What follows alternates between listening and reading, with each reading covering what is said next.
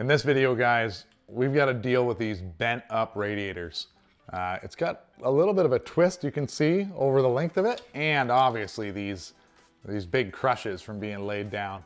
But we're gonna try and straighten it, and hopefully it doesn't start leaking. So when it comes to the radiators, guys, the first thing I wanna deal with is that twist, because it's actually probably the easiest thing to deal with. I like to just put it in a vise or hold it somehow, and you can actually twist them pretty straight by hand. Normally I would run some jaws in here if I have to, but I don't need to hold it that tight. And I'm just gonna look straight down the radiator, and I can see it's bent like this. The top is in, so I'm gonna put my hands on it, and I'm just gonna, oh, my vise isn't tight enough. Vise has gotta be tight, that's kind of the key. And then I'm gonna just give it a tweak. And I actually went too far. So we're gonna tweak it back. These aluminum radiators, they tweak pretty easily. That's why they get bent when the guys lay their bikes over. Nothing too crazy usually though. That one's real good now. Real straight. I can see in line with this edge to that edge and this edge to that edge. It looks really good. So now it's a matter of dealing with the twist. So then, when it comes to dealing with these twists, or indents, let's say, rather than a twist, it's really a matter of forcing it back out. And we've got a nice lip here. We're gonna rest the radiator flat. You can see that it, I don't know if you can see, but it has about a 1/2 inch of gap here to the board when I'm underneath. So what we're gonna do is put another block of wood on a block of wood. We're not gonna use the steel hammer if we don't have to. We're gonna use the dead blow. And we're just gonna drive it down, trying to force that bend out of it.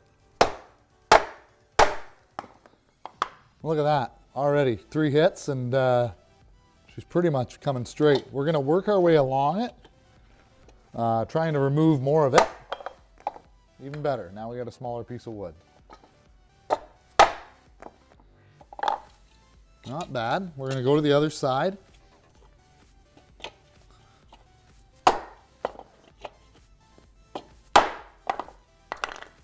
Problem is, I'm not telling anybody not to buy new radiators, but these radiators are hard to find, and they can be really expensive. Now, I've bought like 15, 16 different radiators off eBay, trying to find ones that work, and not one of them actually fit. So I've given up on trying to buy radiators off eBay. I think you'd be better off taking this to a local shop and having them recore it if you can have that in your area. Not bad, still a bow there. I'd like to get more of that out, but we're gonna work on the other side and see what we can do. So this, we got lucky. We got this little piece of wood now, it works. I can see up here it's a little high.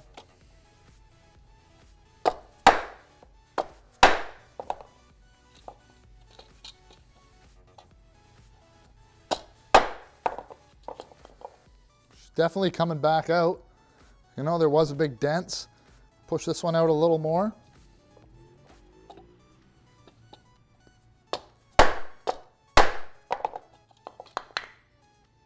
It's not that bad. Definitely better than what we started with. Yeah, not too bad. Still a little cockeyed. So when I mean cockeyed is you can see that this rad is kind of this way. We're gonna put it back in the vise and give it a push. You could do it here if you could hold it properly and drive this side down, but we're gonna do it in the vise. So as you guys can see, this side is a little too far over that way. We have it in our vise. We're gonna put our hand on here, because remember, this is just aluminum. And if we can hold it tight enough without damaging it, we may have to hit it and like hold it here and tap here just to get it to shimmy over. But we're gonna be able to get this straight. Better. It's not bad. Not too bad at all. We're gonna take a little bit more out of here. So now that we've got our rad pretty much back to normal, we've got it cleaned up a bit, and we're gonna reinstall the hoses.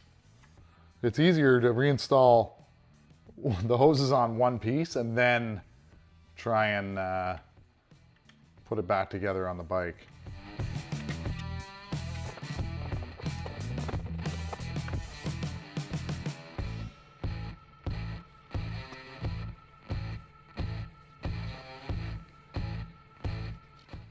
We've got the system all filled up. We're gonna let it sit and see if there's any leaks.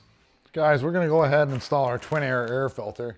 But before we just install a brand new filter, you gotta lube it up with foam filter oil. So we get it out of the bag. Perfect brand new filter. But like I said, we're gonna work the oil into it over top of the garbage can because it's gonna drip and make a mess. Wear the gloves because foam filter oil, that's sticky stuff. Just use a good quality filter oil. And I like to just glue her on pretty good. It soaks it up instantly. We're gonna have to work it in. And as we work it in, it'll soak itself out, like you'll see.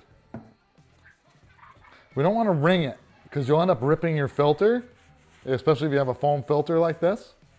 So you just wanna push it around and get it in there.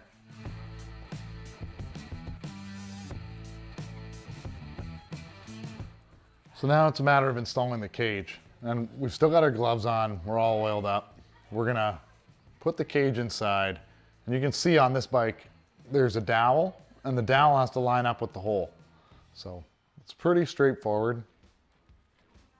But the cage gives it shape so that the vacuum pressure of your carburetor doesn't suck your filter into the intake. And there's a spot you push on the cap. Line up your dowel, just like that. And then when you tighten it down, the orange will create a nice seal against the breather box.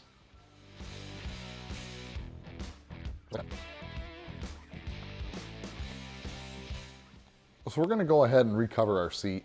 We've already done a lot of the prep work by getting rid of all the old staples.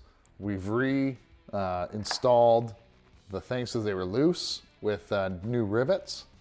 So not hard. I don't think I need to show you guys how to drill out a rivet and put a new rivet in. If you guys need that, let me know in the comments. But anyway, the first step here is to get a good glue. So this is a multi-purpose adhesive. Make sure you get one that's safe on foam. We're just using the 3M Super 77.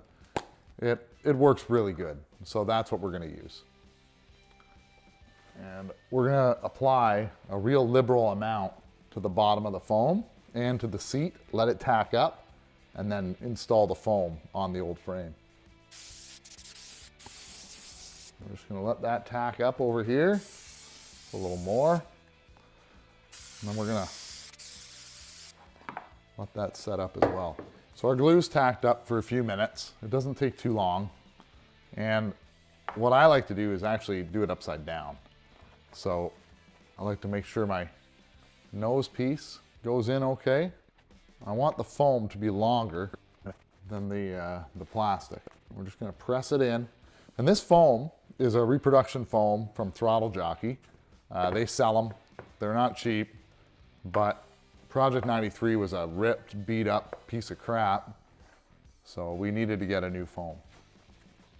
We're just gonna press that in real good, just like that. We're pretty much ready to start covering right away. So we've got a seat cover from Throttle Jockey. They just work good. I like the Throttle Jockey seat covers. There's lots of good companies out there that make all sorts of seat covers that I'm sure will have a look that you're going for on all sorts of different bikes.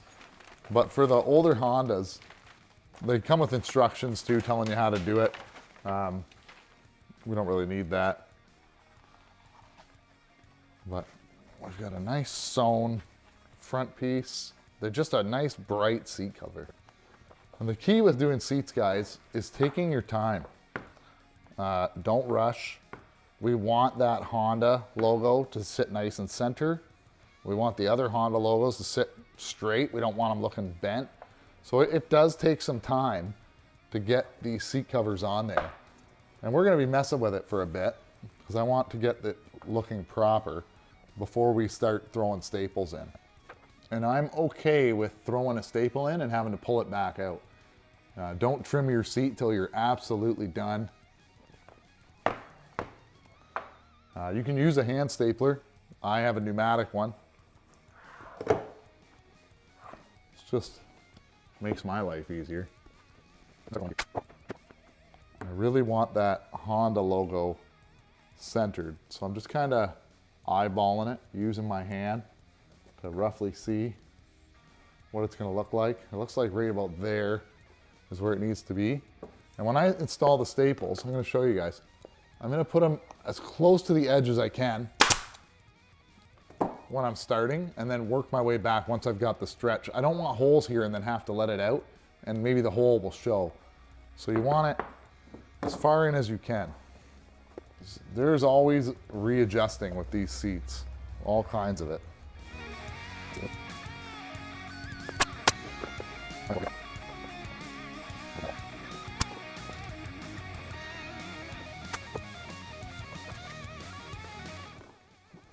Lots of test fitting, guys. Looks like we're gonna have to try and pull some more of this material this way. Obviously the plastics are just kind of on there to give us a better feel of how it's gonna fix up. It's not horrible. Don't like this gap, but I don't think there's much I can do about it. The way the part mounts is just the way it is. I ain't the type to give up. If I do something, man, I do it till I get what I want. I turn a business out of nothing into something I love. I got a poker face, but honestly. So what we're struggling with, guys, is this gap. And I'm gonna show you. What I don't like about the gap is these are not correct. These screws, they're the ones that were in it. So we're gonna order the proper hold downs from Honda. I think we can still get them. And we'll see how the seat ends up fitting once they come in. Well, guys, Project 93 fashion, we've always hit a snag every video so far. We don't want to stop that tradition, obviously. But we're gonna get the right hold downs and get this seat properly on the bike, and then we can blend it in and make it look really good so we don't end up with big wrinkles or anything like that. I'd like to thank you guys for watching. Leave a comment, like and subscribe on the videos. Let me know if there's any way you guys do Rads differently, because buying used radiators is a nightmare, okay? Buying new radiators is even a bigger nightmare. I've tried numerous times to order stuff off eBay. eBay is not your friend when it comes to radiators. I've had no luck. If you guys know good places to get OEM replica radiators, let me know in the comments below. Anyway, thanks a lot for watching, guys, and we'll see you in the next one.